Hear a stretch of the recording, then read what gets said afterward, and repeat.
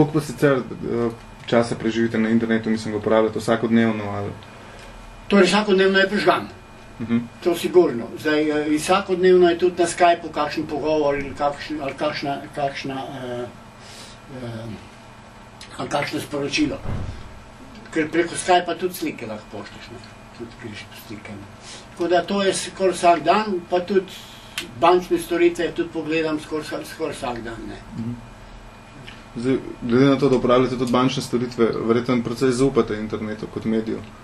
Ja, zaupaš. Enkrat moraš, torej jaz se nisem razmišljal o tem, ali bi mu zaupal ali ne, jaz pač delam. Kaj pa, če primerjate internet v smislu novic, tako kot recimo naš portal veliko nud teh vsebin, pa če bi primerjali to s tiskanimi mediji, stopno zaupanja recimo? Torej, dve stvari so. Prvič, to, ker če imaš že to, pa imaš tele medije tle na ekranu, je to zastojno. To je sigurno za nas aktualno. Veš, ker penzije so posod take, kot so. Drugič pa, če ovladaš, jaz še ne ovladam čisto dobro tega medija, te teme, dobiš frišno stvar, takoj frišno stvar. Marsikaj, kar se zgodi, je takoj gor. Dobiš pa koli izide, časopise ali pa revije ali pa karkoli. Kako pa to, da ste se odločili, da nas boste povabili, recimo, domov? Mislim, marsikdo bi bil glede tega precej nezaupljiv. Jaz sem dobil tale podatek za tale naslov Zlata leta in tam so povedali, da se pač starostniki lahko obrnejo, če kaj ne zastopijo, če kaj treći, pa problem. Pa dobro ste se odločili. Pa sem odtipkal in je gospod Roman takoj, sem bil presenečen, ker je takoj odgovoril. Kaj pa drugače menite v vzpostavljanju nekih osebnih stikov prek interneta, glede na to, da tudi prek Skypea to kar prakticirate?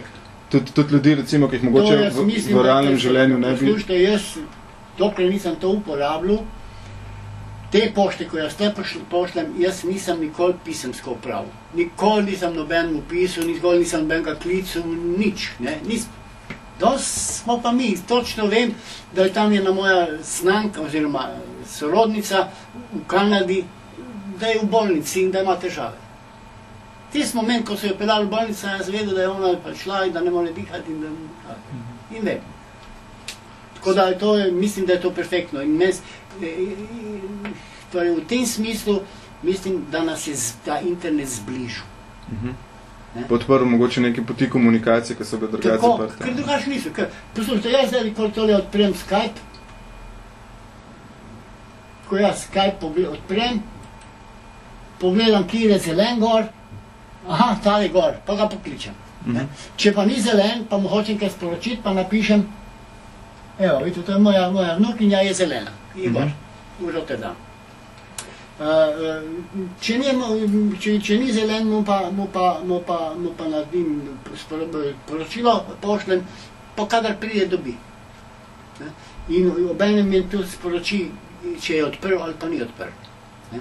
Tako da vem, da je vzel ali pa ni vzel.